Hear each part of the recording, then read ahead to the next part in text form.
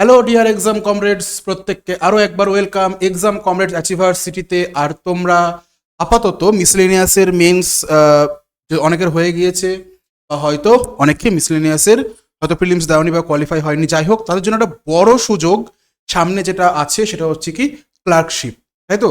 এবং এই একটা পরীক্ষা যেটা হচ্ছে তোমাদের কি পুলিশের যে এসআই ডাব্লিউবিপি কেপিএসআই এর যে মেন্স, তোমরা জানো মানে প্রচুর আগে কোনো এক সময় ফর্ম ফিল আপ হয়েছিল আদিম যুগে, তারপর মধ্যযুগে প্রিলিমস হয়েছিল, এখন তার সামনে জানা যাচ্ছে যারা মেইনস হবে।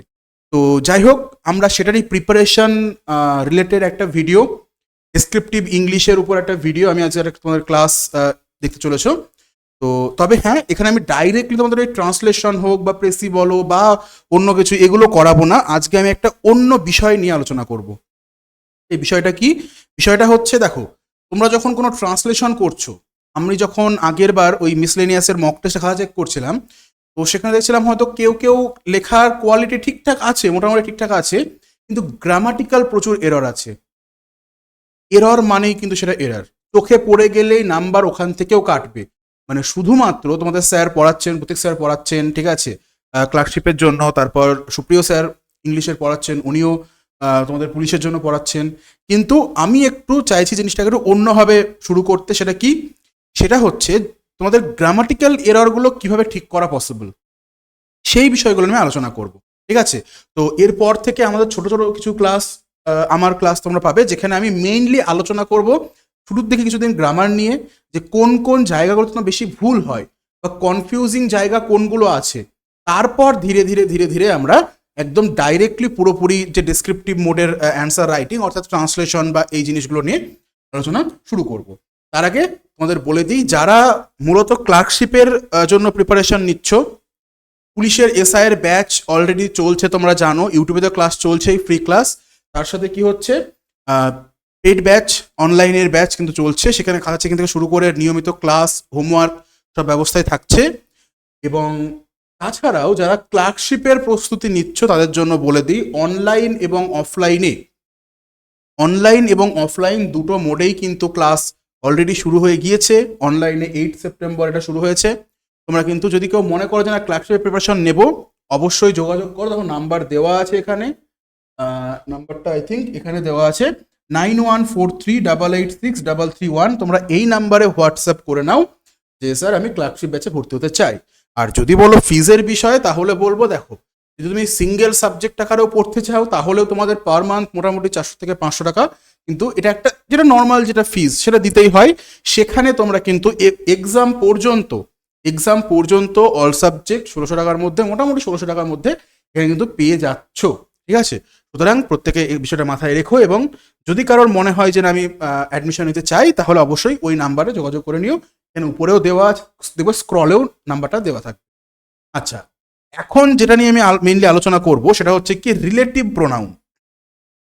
প্রোনাউন চ্যাপ্টারের একটা খুবই ইম্পর্টেন্ট জায়গা হচ্ছে কি এই রিলেটিভ প্রোনাউন বিষয়টা। কেন ইম্পর্টেন্ট বলছি? কারণ এটা কাজেও লাগে। তোমরা জানো যখন আমরা ক্লজ তৈরি করি, বিশেষ করে রিলেটিভ ক্লজগুলো, সেখানে রিলেটিভ প্রোনাউন কিন্তু থাকেই থাকে, তাই না? তো যাই হোক, আমি ডেসক্রিপটিভের জন্য তোমরা কিভাবে এগুলোকে ব্যবহার করতে পারবে বা ডেসক্রিপটিভে কিভাবে কোন জায়গায় ব্যবহার করলে বেশি ভালো হবে, আমি কিন্তু আজকের ক্লাসের মতো সেটাই আলোচনা করব। তবে হ্যাঁ, যদি কেউ মনে করো যে আমি অবজেক্টিভেও জন্য প্রিপারেশন নিচ্ছি কোনো এক্সামের জন্য, সেখানেও তো কাজে লাগছেই, প্লাস ডাব্লিউবিপিএসআই বা কেপিএসআই মেন্স প্লাস ক্লার্কশিপ সবগুলোরই কিন্তু মেন্সের জন্য তোমার এটা এই ক্লাসটা হেল্পফুল হবে, ঠিক আছে? তো দেখো, রিলেটিভ প্রোনাউন বেসিক্যালি কি? রিলেটিভ প্রোনাউন তোমরা দেখতে পাচ্ছ নামটা আসছে কি রিলেট, এই শব্দটা থেকে। মানে আমরা অনেক সময় বলি না যে এটাই হচ্ছে সেই বাড়িটা যেটা আমি গতকালকেও দেখেছিলাম। এই যে পরে যেটা যে শব্দটা বলছি, এই শব্দটা কি? এই শব্দটাই হচ্ছে এই রিলেটিভ প্রোনাউন। এটা কি করছে? ওই যে বাড়ি, ওই বাড়িটা শব্দটাকে কি করছে? রিলেট করছে। এই জন্যই এর নাম হচ্ছে রিলেটিভ প্রোনাউন। আমরা যদি এক্সাম্পলের কথা বলি, তাহলে মোটামুটি আমাদের এগুলো আছে relative pronoun. Who, whom, which, that, whose, এগুলো হচ্ছে কি রিলেটিভ প্রোনাউন। তো যেহেতু আমাদের ধরো ট্রান্সলেশন করতে হবে বাংলা থেকে, বাংলা মিনিংগুলো জেনে নিই, তাহলেই তোমরা মোটামুটি বুঝতে পারবে যে কখন কোনটা ব্যবহার করতে হবে। দেখো হু, হু মানে নর্মালি একটা হয় যে কে, যখন আমরা কোনো ইন্টারোগেটিভ সেন্টেন্স তৈরি করি তখন ব্যবহার হয়, তখন মিনিং হয় কে বা কারা।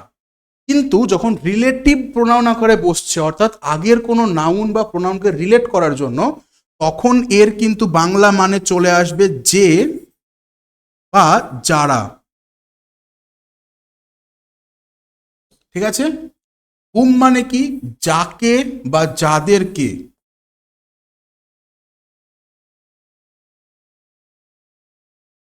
ক্লিয়ার? ওদিকে হুজ মানে কি, যার বা যাদের। যদিও হুজের ক্ষেত্রে বিষয়টা একটু অন্যরকম হয়, হুজ অনেকটা ওই তোমার অ্যাডজেক্টিভের মতো কাজ করে, কারণ ওর পরে একটা নাউন বসাতে হয়।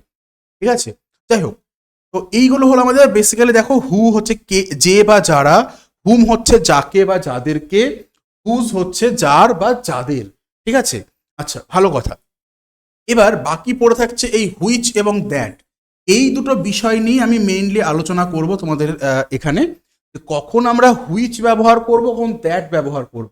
কারণ এই হুইচ এবং দ্যাট এর মানে কিন্তু ওই যে বা যেগুলো, সিমিলার মিনিং এখানে চলে আসে। তাহলে কোথায় আমি হুইচ ব্যবহার করব, কোথায় দ্যাট ব্যবহার করব, সেটা জানতে হবে। তার আগে আরো একটা বিষয়, সেটা হচ্ছে কি, এই যে হু ব্যবহার হয় কি কোনো ব্যক্তির ক্ষেত্রে, মানে এইবার আমি চলে আসি মিনিং বোঝানো কমপ্লিট, তোমরা কখন ব্যবহার করবে। ধরো তুমি কোনো রিপোর্ট রাইটিং করছো, ঠিক আছে, তুমি কোনো রিপোর্ট রাইটিং করছো, সেখানে কোনো এক জায়গার মানুষজনের কথা বলা হচ্ছে, কোনো এক জায়গার মানুষজনের কথা বলা হচ্ছে যে এইগুলোই হলো সে, মানে এরাই হচ্ছে সেই মানুষগুলো যারা ওখানে অলরেডি তারা সাফার করেছিল কোনো একটা কারণে, তাদের আবার এখানে তাদের টানাটানি করা হচ্ছে। যদি বাই চান্স বলতে হয় কোনো জায়গায়, তাহলে এই যে হু, হুম, হুজ, এইগুলো কিন্তু ব্যবহার করা হয় কোনো পার্সনের ক্ষেত্রে, কোনো পার্সনের ক্ষেত্রে। উল্টো দিকে দ্যাট এমন একটা রিলেটিভ প্রোনাউন যেটা কোনো ব্যক্তি, বস্তু, স্থান সবকিছুর ব্যাপারেই বলা যায়। তাহলে এই পার্থক্যটাও শিখতে হবে, কখন কোনটা লিখবো আমরা। এবার তোমাদের মনে আরো একটা প্রশ্ন আসতে পারে যে স্যার এগুলো কি আদৌ প্রয়োজনীয়? এই যে একটা কঠিন একটা বিষয়, যারা জানো তারা জানো, যারা জানো না তারা কি বলেছে, এই যে একটা কঠিন বিষয় আপনি হঠাৎ করে শেখাচ্ছেন, এটা কি আদৌ প্রয়োজনীয়? দেখো, মজার বিষয় হচ্ছে আহ, যখন তুমি বিশেষ করে ক্লার্কশিপের ক্ষেত্রে যখন তুমি ট্রান্সলেশন করছো, ঠিক আছে, তো বা পুলিশ এসআই এর যে মেন্স এর ক্ষেত্রে যখন ট্রান্সলেশনটা করছো, সেখানে ওয়ান লাইনার ট্রান্সলেশন থাকে তোমরা জানো, বা যদি প্যাসেজ দিয়েও দেয়, জানি না এবার কি করবে, ওদের তো মানে যখন তখন মুড পাল্টে যায়, তো দেখতে হবে কিভাবে কি আসে। তো যদি ওয়ান লাইনার ট্রান্সলেশন, সেটা তোমাদের ব্যবহার করতে হতেই পারে যদি সেন্টেন্সটা সেরকম দেয়, আর যদি প্যাসেজ ট্রান্সলেশনের কথাও বলি, সেখানেও তোমরা কিন্তু ব্যবহার করতে পারবে। এবার প্রশ্ন হচ্ছে কেন ব্যবহার করবো, ঘুরিয়েও তো লিখতে পারি, হ্যাঁ পারো, কিন্তু অনেক সময় কি হয় যে একই একই প্যাসেজ ধরো সবাই ট্রান্সলেশন করছে, সেই প্যাসেজই একজন খাওয়া দেখছেন, ওই একই লাইন দেখে দেখে না ওনারও মাথা খারাপ হয়ে যাবে। তোমার দায়িত্ব হলো তোমার যে প্যাসেজটা সেটা একটু ঘুরিয়ে একটু ভালো করে লেখা, বা অ্যাটলিস্ট অন্যদের থেকে আলাদা, যেটা আমরা বলি ইউনিক, একটু হলেও যেন ইউনিক হয়, মিনিং সেম রেখে তোমার কিন্তু লেখাটাকে ইউনিক বানাও, অন্যদের থেকে আলাদা বানাও। ঠিক আছে, এবং সেখানে যদি এগুলো ঠিকঠাকভাবে ব্যবহার করতে পারো, আমি আরো পরপর আরো বিষয় আছে, আমি এরপরে হয়তো ক্লজ নিয়ে আলোচনা করব, কারণ তোমরা এটাও জানো যে কোনো সিম্পল সেন্টেন্সকে তুমি কমপ্লেক্স বা কম্পাউন্ড আকারে লেখো, অবভিয়াসলি সেটা অন্যদের থেকে ভালো হবে, অন্যদের থেকে ইউনিক হবে, তাই না? তো যাই হোক, দেখো হুইচ বা দ্যাট কখন ব্যবহার করব, আজকের ক্লাসের আমার মূলত টপিক এটাই। ঠিক আছে, তো দেখো কি বলেছে, that is used, that is used to express emphasis. Emphasis মানে কি? এমফ্যাসিস মানে হলো জোর দেওয়া। কিরকম? আমি নর্মালি বলছি যে হ্যাঁ এই তো এটাই হলো সেই ছেলেটা যাকে আমি গতকাল গতকাল দেখেছিলাম, বা যার সঙ্গে আমি গতকাল কথা বলেছিলাম। তুমি সেখানে কি ব্যবহার করবে? হুম, হুজ, যার সাথে, ঠিক আছে, বা উইথ হুম, টু হুম, এগুলো ব্যবহার করছো তুমি, সমস্যা নেই। কিন্তু যদি তুমি একটু ঘুরিয়ে জোর দিয়ে বলতে চাও যে হ্যাঁ এটাই হচ্ছে সেই ছেলেটাই, ওই একই ছেলেটা, ঠিক আছে, তখন কি করব? তখন কিন্তু আমরা জেনারেলি ওই এমফ্যাসিস, ওই জোর দিয়ে বলা বোঝানোর জন্য কি করি আমরা, তখন কিন্তু আমরা হু বা হুম এগুলো ব্যবহার করি না জেনারেলি। ঠিক আছে? যেমন হ্যাঁ, করলেও যে পুরোপুরি ভুল সেটাও আমি বলছি না, ওটা অবজেক্টিভের ক্ষেত্রে বিষয়টা আলাদা, ডিসক্রিপটিভ বিষয়টা আলাদা। তবুও দেখো কি বলেছে এখানে, ইউজ দ্যাট হোয়েন দিজ ওয়ার্ডস আর দেয়ার, যখন এই ওয়ার্ডগুলো কোনো জায়গায় চলে আসবে, তারপরে আমরা কি করব, হু হুম হুজ এগুলো না লিখে আমরা দ্যাট ইউজ করব। এরকম ওয়ার্ড দেখো, অল, নান, বোথ, এভরিথিং, এনিথিং, নো, যদি এগুলো চলে আসে, ঠিক আছে, মানে আমি যদি ধরো এরকম বলি যে আই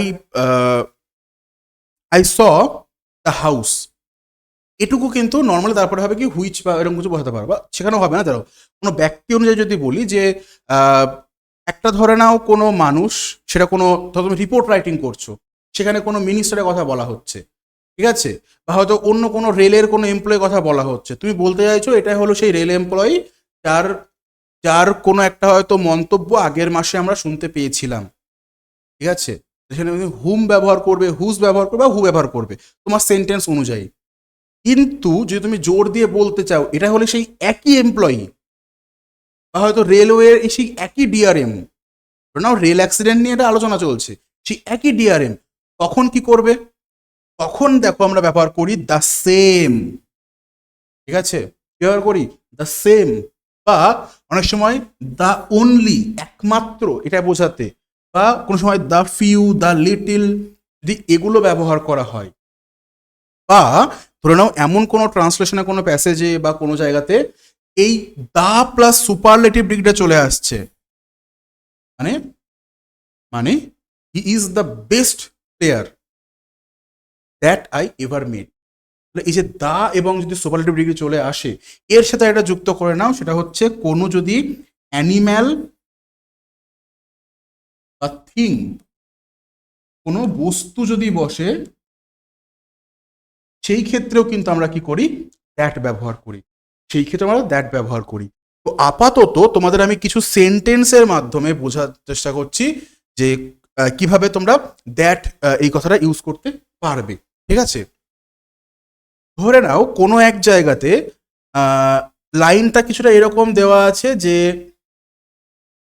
ওই ট্রান্সলেশনের ক্ষেত্রে ধরে নাও সুবিধা হবে, বা তোমার কোনো প্রেসির ক্ষেত্রে ব্যবহার করবে, কোনো রিপোর্টের ক্ষেত্রে ব্যবহার করবে, যে কোনো জায়গাতে, ঠিক আছে, যে কোনো একটা কথা বলা হচ্ছে যে এই যে মানুষগুলো, হয়তো এটা ইতিহাসের কোনো টপিক নেওয়া হয়েছে, যে এখানকার ওই মানুষগুলো তারাই কিন্তু এই আন্দোলনটাও করেছিল, ওই একই মানুষগুলো আরো একটা আন্দোলন করেছিল, বলে সেই ক্ষেত্রে তোমার সেন্টেন্সটা কি আসতে পারে, যে দিজ আর দ্য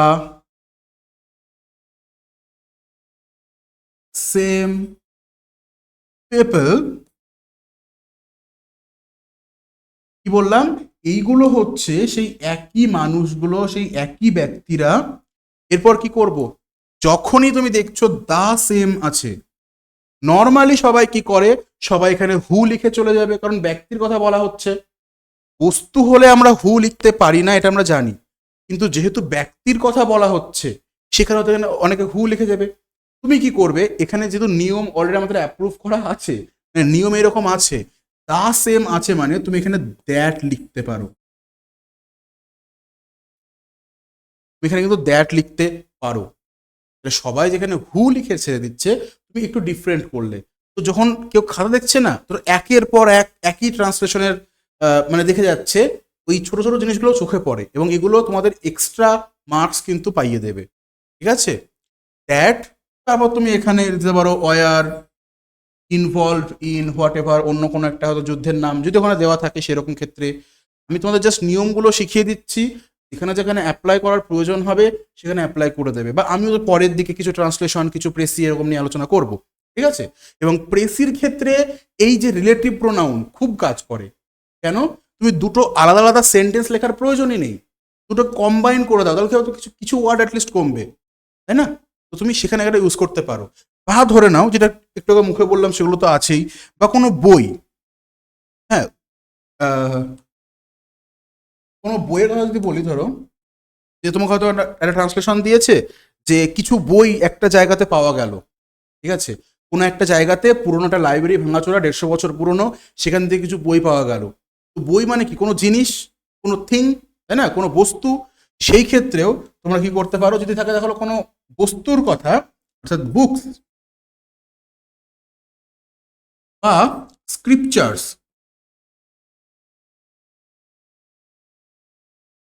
এটা একটা জেনে রাখো, বুক এবং স্ক্রিপচার কিন্তু সিনোনিম। যদিও স্ক্রিপচারটা ব্যবহার করা হয় একটু পবিত্র গ্রন্থ, ধর্মীয় গ্রন্থ এই টাইপের ক্ষেত্রে ব্যবহার করা হয় বেশি, তবে বুকের সিনোনিম কিন্তু স্ক্রিপচার্স। কিন্তু পুরনো বই লাইব্রেরিতে পাওয়া গেছে, 150 বছরের পুরনো লাইব্রেরি, দেখা হলো 1000 বছর পুরনো বই পাওয়া গেছে, তুমি সেখানে স্ক্রিপচার্স ব্যবহার করতে পারো। কালচার কিন্তু আলাদা, এটা হচ্ছে কি স্ক্রিপচার, ঠিক আছে। তো তুমি এর আগে কিছু একটা আছে, কিন্তু যখন এটাকে রিলেট করবে তুমি এখানে কিন্তু দ্যাট লিখবে, হুইচ লিখবে না। এইটা আর একটা বড় পয়েন্ট, যে হুইচ এবং দ্যাটের মধ্যে পার্থক্য কি, ঠিক আছে। এখানে কি লিখবো আমরা, দ্যাট লিখবো। বা আরো যেগুলো আছে, এই যে অল, অল আছে এখানে, নান আছে, যে I know the names of all students that join my class, ঠিক আছে। এটা একটা বিষয় গেল। এইবার তোমাদের আমি রিলেটিভ প্রোনাউনের আরো একটা বিশেষত্ব বলে দিই, ঠিক আছে। বিশেষত্বগুলো কি, বিশেষত্ব হচ্ছে এই রিলেটিভ প্রোনাউনের কিন্তু নিজস্ব কোনো নাম্বার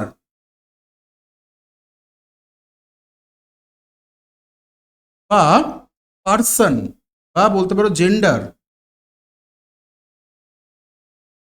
আমি পার্সন আকারেই বলছি, কারণ ওই যে আমাদের হয় না যে আই এর সাথে, আই মানে কি first person singular number, we মানে ফার্স্ট পার্সন প্লুরাল নাম্বার। এই নাম্বার বা পার্সন কিন্তু রিলেটিভ প্রোনাউনের আলাদা করে কিছু হয় না। মানে তুমি যে যে নাউনটাকে রিলেট করতে চাইছো, সেই নাউন অনুযায়ী, সেই নাউন অনুযায়ী তোমরা কি করবে, এর যে পরে যে ভার্ব বসবে সেই ভার্বটা বসাবে। কিরকম, বিষয়টা হচ্ছে কিছুটা এইরকম, যে ধরো কোনো জায়গায় লেখা আছে যে ইট ওয়াজ আই হু, এরপর বলো তো কি বসবে। আমি এখানে গ্রামার আকারে বোঝাচ্ছি, তাও বুঝতে সুবিধা হবে, ঠিক আছে। এখানে বলো কি বসবে, অ্যামিজারের মধ্যে বলো কোনটা বসবে। নর্মালি মনে হবে কি, ইট ওয়াজ আই হু ইজ বা হু ওয়াজ, এরকম মনে হবে। কিন্তু না, আই এর সঙ্গে কিন্তু এম বসে, ইজ বসে না। মানে হু, এই যে রিলেটিভ প্রোনাউনটা, এর আলাদা করে কোনো কিন্তু মানে পার্সন বা নাম্বার হয় না। তুমি এটাকে থার্ড পার্সন সিঙ্গুলার নাম্বার ভাবতে পারবে না, ঠিক আছে। ধরে নাও এখানে আরো একটা আই লেখা আছে, আই আছে মানে কি, এরপর এম বসবে। যদি এখানে কোনো ছেলের নাম লেখা থাকতো বা মেয়ের নাম থাকতো, ইজ বসতো। যদি এখানে কোনো প্লুরাল নাম্বার লেখা থাকতো, ইট ওয়াজ বা ইট, এখানে ওয়াজ না, এক্ষেত্রে ধর অন্য কোনোভাবে লেখা আছে যে I gave the book to them, ঠিক আছে। Who were suffering from what ever, হয়তো কোনো কিছু বলে দিলে যে তাদের আমি বইটা দিলাম যেন তারা এখান থেকে শিখতে পারে, যারা হয়তো এই বিষয়টা নিয়ে সাফার করছিল, কোনো একটা বিষয় নিয়ে প্রবলেম ফেস করছিল। তাহলে এই রিলেটিভ প্রোনাউনের আগে কে বসেছে, কোন নাউন বা প্রোনাউন বসবে অবভিয়াসলি, আমাকে সেটা দেখতে হবে, এবং সেই নাউন বা প্রোনাউন অনুযায়ী আমাদের কিন্তু কি করতে হয়, মানে ভার্বটা বা অক্সিলারি ভার্বটা চুজ করতে হয়, ঠিক আছে। এটা একটা সাবজেক্ট ভার্ব এগ্রিমেন্ট যদি আমি বলি, সেটার পার্ট। আর তোমরা অনেকে হয়তো অনেক সময় ভেবে থাকো যে না না না, ডেসক্রিপটিভ ইংলিশ তো পুরো অন্য জিনিস, অবজেক্টিভের থেকে পুরো আলাদা, একটুও না। আলাদা, তবে পুরো আলাদা না, যে না না না এটা হচ্ছে অবজেক্টিভ ইংলিশ, এটা হচ্ছে ডেসক্রিপটিভ ইংলিশ, এর মধ্যে কোনো কানেকশন নেই, এরকম কোনো বিষয় নেই। যেটা আমরা এখন অনেক ক্ষেত্রে বলতে শুনি যে না, স্পোকেন ইংলিশে গ্রামার লাগে না, তো ওটা নিয়ে আমি এই মুহূর্তে কিছু বলতে চাইছি না। কিন্তু ডেসক্রিপটিভ ইংলিশ তোমাদের মনে রাখতে হবে, তোমরা কিন্তু একটা ফর্মাল ইংলিশ তোমাদের ওখানে কিন্তু রুলগুলো মেনটেন করতেই হবে, কিচ্ছু করার নেই, ক্লিয়ার। এবার চলে আসি হুইচ কোথায় বসবে। দ্যাট তো একটা মোটামুটি বুঝতে পারলাম, যদি বুঝতে না পারো তাহলে অবশ্যই কমেন্টে জানাবে, ঠিক আছে। এবার আমি বলি যে হুইচ কোথায় বসবে। দেখো সেন্টেন্স যেগুলো এখন আমি রেখেছি, সেন্টেন্সগুলো ভালো করে মানে পড়ে দেখো।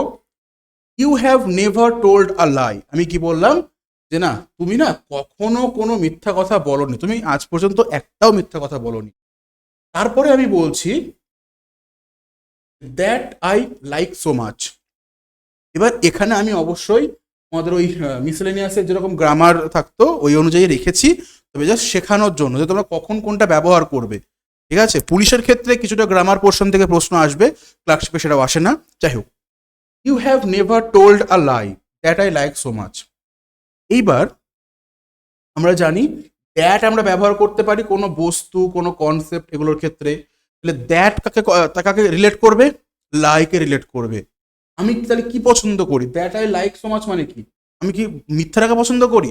না, আমি বলতে চাইছি যে তুমি আজ পর্যন্ত কখনো কোনো মিথ্যা কথা বলনি, এই পুরো বিষয়টাকে আমি উল্লেখ করে, মানে এখানে যে রিলেটিভ প্রোনাউনটা আমি বসিয়েছি সেটার মাধ্যমে আমি বোঝাতে চাইছি যে না, এই পুরো বিষয়টাকে আমি পছন্দ করি, তোমার মিথ্যা না বলার বিষয়টাকে। কিন্তু যখন তুমি দ্যাট বসিয়ে দিচ্ছ না, দ্যাটের কাজ হচ্ছে তার আগের এই এই যে পার্টিকুলার ওয়ার্ড এটাকে রিলেট করা।